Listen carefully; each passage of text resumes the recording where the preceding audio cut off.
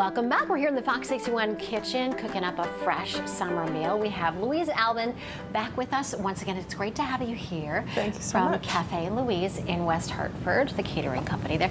It's so great, all the things that you do. Everything is so fresh, and you really pride yourself in using locally grown ingredients, right? Especially this time of year. Right. This is my favorite time of year.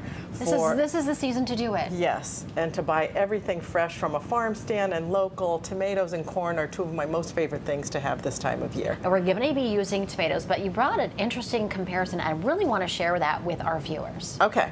So what I brought was, these are all farm fresh tomatoes, whether I grew them myself or bought them at a farmer's stand. Market, right. And these two are store-bought. And so actually the feel is different, the color is different. So it was just to compare, and the taste obviously is hugely different. It's definitely worth taking the time to go to a local farm. Yes. Farmer's market. Yes. Yeah. All right, we're going to be using the tomatoes because we're doing tomatoes 3 ways. Yep, I'm calling it tomato, and we're doing stuffed tomatoes 3 ways. I have 3 examples here already to consume.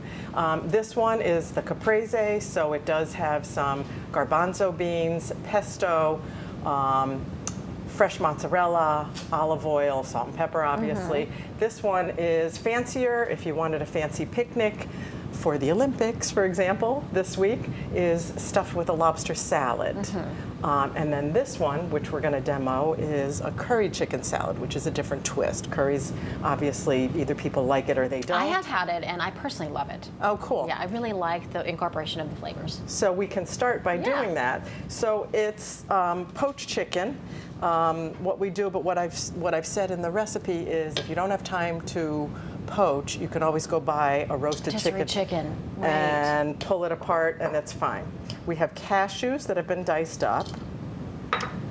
Raisins, I prefer to use golden raisins. Granny Smith apple gives a little tartness and sweetness, take away from the spiciness of the curry, and then celery to give it some crunch. Here we have our curry powder. There's numerous kinds. It depends on your how you like curry. You can also vary how much you want to put. Do you use a mix or just the curry powder? Just the curry powder. And then mayo. Perfect. And this is great because this is something that you could make the day before. Oh, it lasts for an event. 3-4 days, Right. easily. I mean, if you wanted to have it, if you're having family over or friends for a luncheon, it's easy to check off your list prior to. And there's so many ways you can eat it straight like that. You can have it on a salad. You can have it like you have in the tomato there. You can have it on a sandwich. Yep. Really yummy, We've like done it as an baguette. hors d'oeuvre, either in a little tartlet shell or Belgian endive slice, which is lovely and keeps it sort of light and vegetable-y and not something bready. And then I'm just going to do some Himalayan sea salt and pepper. And are we going to scoop that into the tomato here? That one, actually this one, we'll okay. do this one.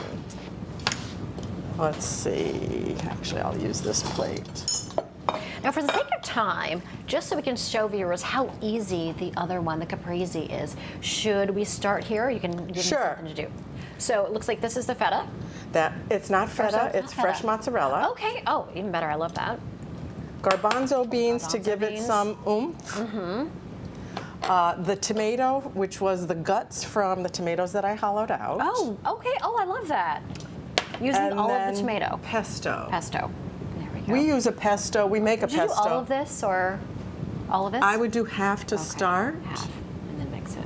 Mix it up. Okay. We'll see. Sometimes I didn't bring olive oil, but sometimes I'll use olive oil to make it a little lighter consistency, but that actually looks pretty good. I'll do a little bit of salt and pepper. Salt and pepper here. Perfect. Well, unfortunately, we're running out of time, but I'm glad that we at least got the second one in, and then we'll just, pop it in the tomato here. Pop it in the tomato. Yeah, it's so good. And you've been in business. For today. You've been there in West Hartford for 30 years, right? 31 years and counting. 31 years and counting. Well, congratulations on that. I'm glad you could come on back, and this is such a great idea. I love it. It's so fun. Thank you for having us. Thank you so much. It's great to have you back. Thank you. Great summer ideas for your next picnic or gathering, right? Yes. Perfect. All right, Louise, thanks so much. Thank you.